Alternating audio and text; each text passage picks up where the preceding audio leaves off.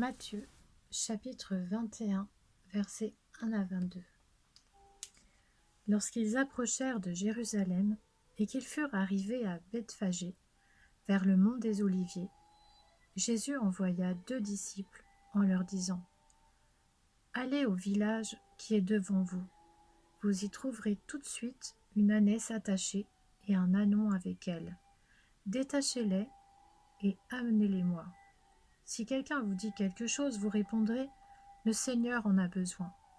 Et à l'instant, il les laissera aller. » Or, ceci arriva afin que s'accomplisse ce que le prophète avait annoncé.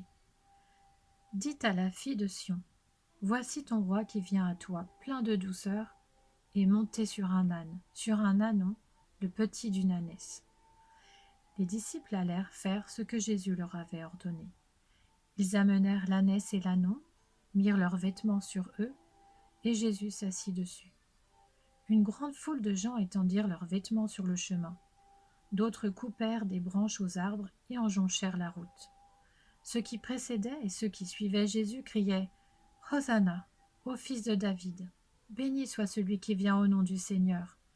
Hosanna dans les lieux très hauts. » Lorsqu'il entra dans Jérusalem, toute la ville fut troublée. On disait : « Qui est cet homme ?» La foule répondait : « C'est Jésus, le prophète de Nazareth en Galilée. » Jésus entra dans le temple. Il chassa tous ceux qui vendaient et qui achetaient dans le temple, et il renversa les tables des changeurs de monnaie et les sièges des vendeurs de pigeons. Il leur dit : « Il est écrit : mon temple sera appelé une maison de prière, mais vous, vous en avez fait une caverne de voleurs. » Des aveugles et des boiteux s'approchèrent de lui dans le temple, et il les guérit. Mais les chefs des prêtres et les spécialistes de la loi furent indignés à la vue des choses merveilleuses qu'il avait faites et des enfants qui criaient dans le temple : « Hosanna au fils de David !» Ils lui dirent : « Entends-tu ce qu'ils disent ?» « Oui, leur répondit Jésus. « N'avez-vous jamais lu ces paroles ? Tu as tiré des louanges de la bouche des enfants et des nourrissons. » Puis il les laissa et sortit de la ville pour aller à Béthanie, où il passa la nuit. Le lendemain matin, en retournant à la ville, il eut faim. Il vit un figuier sur le bord du chemin et s'en approcha, mais il n'y trouva que des feuilles.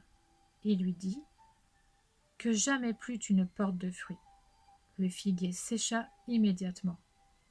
Voyant cela, les disciples furent étonnés et dirent : « Comment ce figuier a-t-il pu devenir immédiatement sec ? » Jésus leur dit alors : « Je vous le dis en vérité, si vous avez de la foi et que vous ne doutez pas, non seulement vous ferez ce qui a été fait à ce figuier, mais même si vous dites à cette montagne : retire-toi de là et jette-toi dans la mer, cela arrivera. Tout ce que vous demanderez avec foi par la prière, vous le recevrez. »